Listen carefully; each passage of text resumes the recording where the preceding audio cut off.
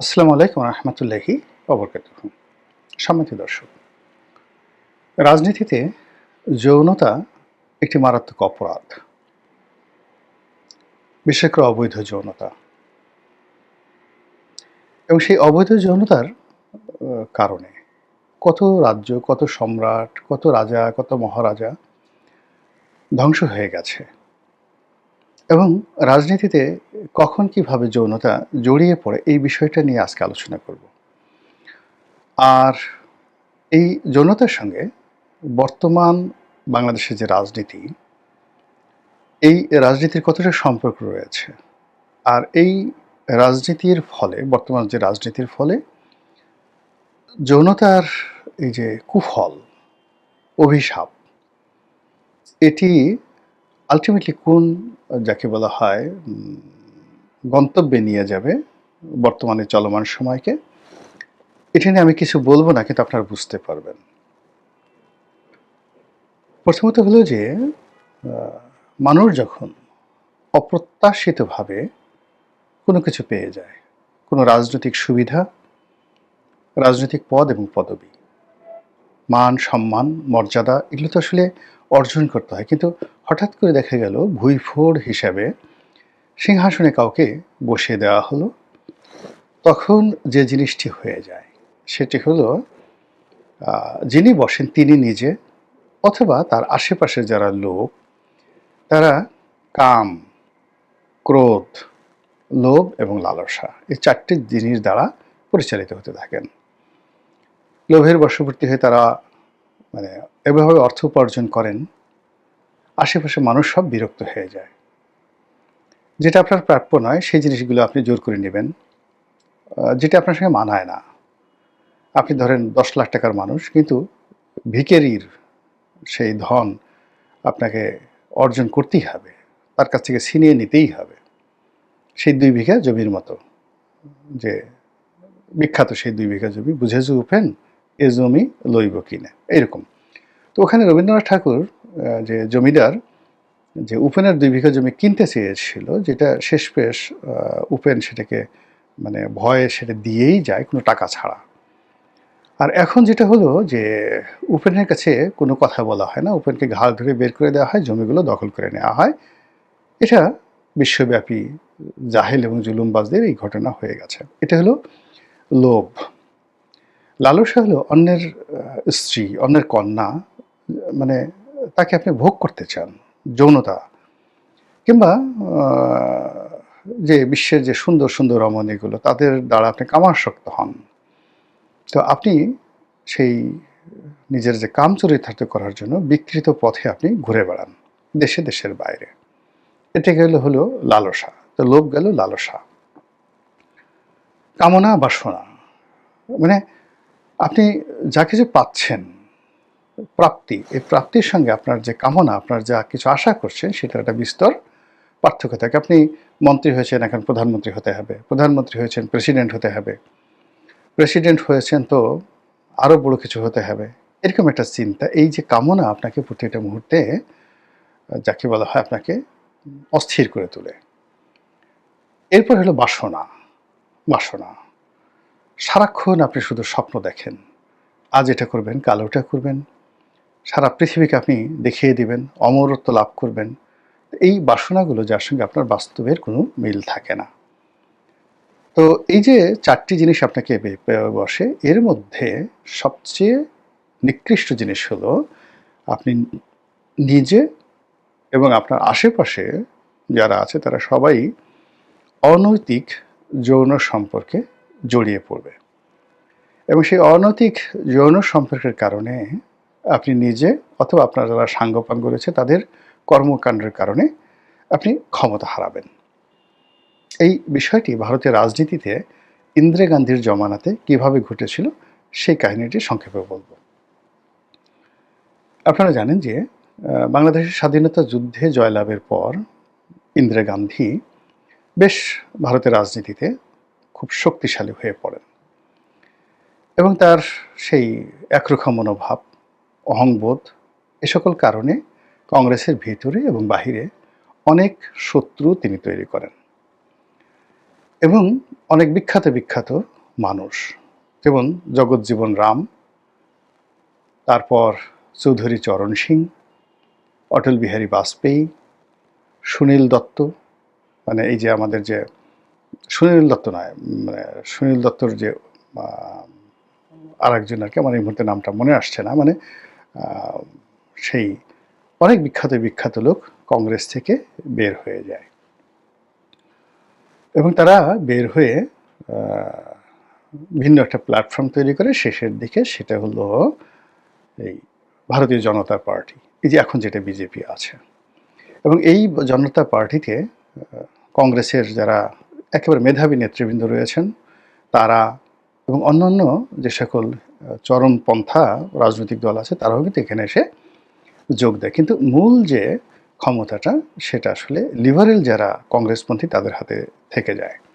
এর মধ্যে চৌধুরী চরণ সিং, অটল বিহারী বাজপেয়ী এবং জগজীবন রাম। তো ওই মুহূর্তে আমি যে সময়টার কথা বলছি ৭৫ থেকে ৭৭, এই ৩টি বছর বা তারও আগে ৬০-এর দশক থেকে ভারতের রাজনীতিতে সবচেয়ে জনপ্রিয়, সবচেয়ে আকর্ষণীয় মানুষ ছিলেন জগজীবন রাম। মূলত পণ্ডিত জওহরলাল নেহরুর পর তারই আসলে প্রধানমন্ত্রী হওয়ার সম্ভাবনা ছিল। এই কারণ হলো তিনি ভারতের যে দলিত সম্প্রদায়, সেই দলিত সম্প্রদায়ের প্রতিনিধি ছিলেন এবং সমগ্র ভারতে কোটি কোটি ভোটার যারা আছে তারা চোখ বুজে তাদের দেবতা মনে করত জগজীবন রামকে। তো সেই জগজীবন রামের সঙ্গে সেই ইন্দিরা গান্ধীর সম্পর্ক খারাপ হয়ে যায় এবং সম্পর্ক এমন খারাপ হয়ে যায় যে পুরো দেশ দিয়ে তিনি সেই এমার্জেন্সি দিয়ে চালাতে বাধ্য হন। বহুদিন মানে ভারতে জরুরি অবস্থা বলবৎ ছিল। কোনো মানুষের মানে যাকে বলা হয় সেই সময়টাতে ন্যূনতম মানে স্বৈর শাসন কাকে বলা হয়, ঠিক সেই প্রায় ২ বছর তিনি এমার্জেন্সি দিয়ে দেশ চালান। এমার্জেন্সি দিয়ে দেশ চালানোর পরে তারপর তিনি যখন তিনি একটি নির্বাচন দেন, সেই নির্বাচনে ইন্দিরা গান্ধী পরাজিত হন এবং সেখানে ওই যে জনতা পার্টির নেতৃত্বে সেই লাল বাহাদুর, মানে এটা লাল বাহাদুর শাস্ত্রী না, আর একজন লোক, আমার এই মুহূর্তে নাম মনে আসছে। ইতিহাস তো মানে আমি জাস্ট না দেখে আমি শুধু কাহিনীটা বলে যাচ্ছি, এখানে নাম মুখ্য উদ্দেশ্য নয়। তো যে প্রধানমন্ত্রী হন, কিন্তু ওখানে সরকারটা খুব আনস্টেবল সরকার ছিল। তো আনস্টেবল সরকার থাকার কারণে কি হচ্ছে, সেই আনস্টেবল সরকার সেটা পরিবর্তন হয়ে যাচ্ছিল। মনে পড়ছে মোরারজি দেশাই। তো মোরারজি দেশাই প্রধানমন্ত্রী, কিন্তু ওখান থেকে বাদ দিয়ে সেখানে জগজীবন রাম তিনি প্রধানমন্ত্রী হবেন একেবারে নিশ্চিত। ইন্দিরা গান্ধী মানে খুব ভয় পেয়ে গেলেন যে আগে যিনি আছেন মোরারজি দেশাই দুর্বল চরিত্রের মানুষ, তো তার অধীনে যদি এই ইন্দিরা বিরোধী চক্রটি ক্ষমতায় থাকে তাহলে খুব দ্রুত একটি নির্বাচন এলে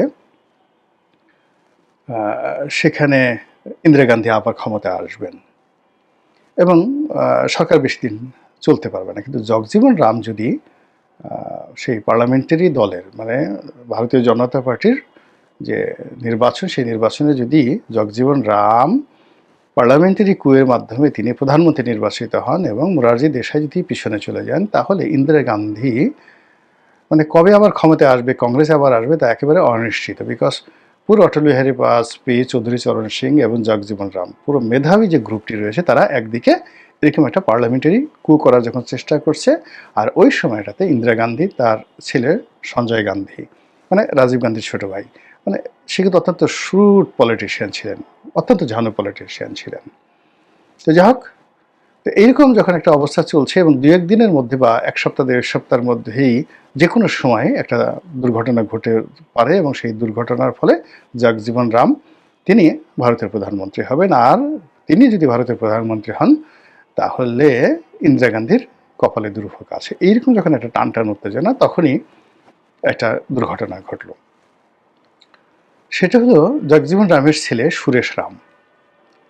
বাবা ভালো মানুষ, সৎ মানুষ, কিন্তু এটা ছিল একেবারেই খুব খারাপ প্রকৃতির একটা ছেলে, বাজে ছেলে। এমন কোনো এহেন কুকর্ম নাই সে ছেলে না করত। এবং তার একটা বদভ্যাস ছিল বিকৃত যৌনাচার, অল্প বয়সী মেয়েদেরকে আকৃষ্ট করে তাদের সঙ্গে যৌন সম্পর্ক তিনি জায়গা বেজায়গায় তিনি করতেন, কখনো গাড়ির মধ্যে, কখনো বনে জঙ্গলে, বিভিন্ন জায়গাতে।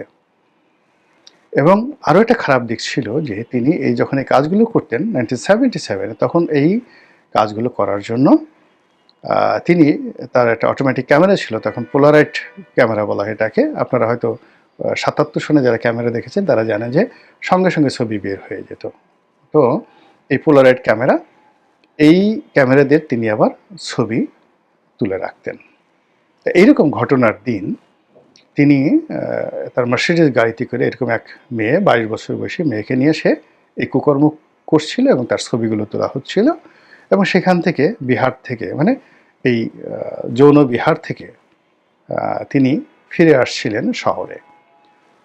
তো পথের মধ্যে একটা দুর্ঘটনা ঘটে।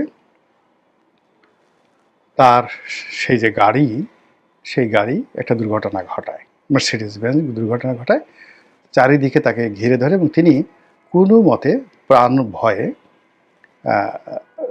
মানে গাড়ি চালিয়ে সে একটা ইন্ডাস্ট্রিয়াল গ্রুপের একটা ইন্ডাস্ট্রির মধ্যে ঢুকে পড়ে। ঢোকার পরে সে ইন্ডাস্ট্রির যে মালিক সে নেমে আসে এবং যেহেতু জগজীবন রামের ছেলে পরিচয় জানার পরে তিনি তাকে আশ্রয় দেন এবং ফ্যাক্টরির পেছনের গেট দিয়ে তাকে পালিয়ে যেতে সাহায্য করেন। তো যখন সেই সুরেশ চলে যায় সেই মেয়েটিকে নিয়ে, এরপরে মানে উৎসাহবশত সেই শিল্পপতি সেই সুরেশের যে মার্সিডিজ বেঞ্জ গাড়ি, সেই গাড়িটির দরজাটা খুলে এই কারণে যে সুরেশ খুব দামি সিগারেট খেত, বিদেশি সিগারেট খেত, হাবানা চুরুট খেত, যেটা ভারতে অ্যাভেলেবল ছিল না। তো ওই ইন্ডাস্ট্রিয়ালিস্ট মনে করলেন যে সুরেশের গাড়িতে নিঃসন্দেহে তার সিগারেট আছে। তো সিগারেটের জন্য গাড়ির দরজা খুলেই তিনি দেখতে পেলেন অনেকগুলো সেই নগ্ন ছবি, মানে সেই পোলারাইট ক্যামেরাতে তোলা অনেকগুলো নগ্ন ছবি, 40 থেকে 50টি ছবি। এটা দেখে তার মাথায় মুহূর্তের ভিতর চমক খেলে গেল। ওই ইন্ডাস্ট্রিয়ালিস্টের ব্যক্তিগত বন্ধু ছিলেন সঞ্জয় গান্ধী। তো সঞ্জয় গান্ধী সেই করলেন কি, সেই ইন্ডাস্ট্রিয়ালিস্ট ছবিগুলো নিয়ে সোজা ইন্দিরা গান্ধীর বাসভবনে চলে গেলেন রাত 2টোর সময় এবং সঞ্জয় গান্ধীর কাছে এই ছবিগুলো তিনি দিলেন। সঞ্জয় গান্ধী সেই ছবিগুলো পাওয়ার পর সঙ্গে সঙ্গে তার মাকে ঘুম থেকে উঠালো। তারা তো ওই যে টেনশনে ছিল জগজীবন রাম। তো তার ছেলের এই কুকর্মের ছবিগুলো পাওয়ার পরে সঞ্জয় গান্ধী এবং ইন্দিরা গান্ধী মানে রীতিমতো মনে হয় যেন আকাশের চাঁদ পেল। তারপরে দেখা গেল এই ছবিগুলো ওই সময় সকল যে পত্রপত্রিকায় একেবারে লিড নিউজ হিসাবে আসলো। ফলে বিজেপি সরকারের পতন হলো, জনতা পার্টি সরকারের পতন হলো, আর জগজীবন রামের প্রধানমন্ত্রী খায়েশ চলে গেল, আর যাকে বলা হয় ইন্দিরা গান্ধী আবার সেই ভারতের প্রধানমন্ত্রী নির্বাচিত হলেন। তো এটা হলো সেই 70-এর দশকের শেষের দিকের একটা যৌনতার কাহিনী। যৌনতা এইভাবে মানুষকে অভিশপ্ত করে তোলে। এখন আপনি দেশে বা দেশের বাইরে যখন দেখবেন যে রাজনৈতিক ক্ষমতাধর লোকদের মধ্যে এই ধরনের যৌন দানব যারা আছেন তাদের ক্ষমতা খুব বেড়ে যায় এবং কেবলই মাত্র যৌনতার কারণে একটার পর একটা দুর্ঘটনা ঘটতে থাকে। কখনো হত্যাকাণ্ড, কখনো মারামারি, কখনো মামলা মোকদ্দমা, কখনো আরও অনেক কিছু। তখন আপনি নিশ্চিতভাবে ধরে নিতে পারেন যে রাজনীতির একটা মারাত্মক বিপর্যয় এবং পট পরিবর্তন হবে। মহান আল্লাহ আমাদের সবাইকে হেদায়েত দান করুন এবং হেফাজত করুন। আসসালামু আলাইকুম ওয়া রাহমাতুল্লাহি ওয়া বারাকাতুহু।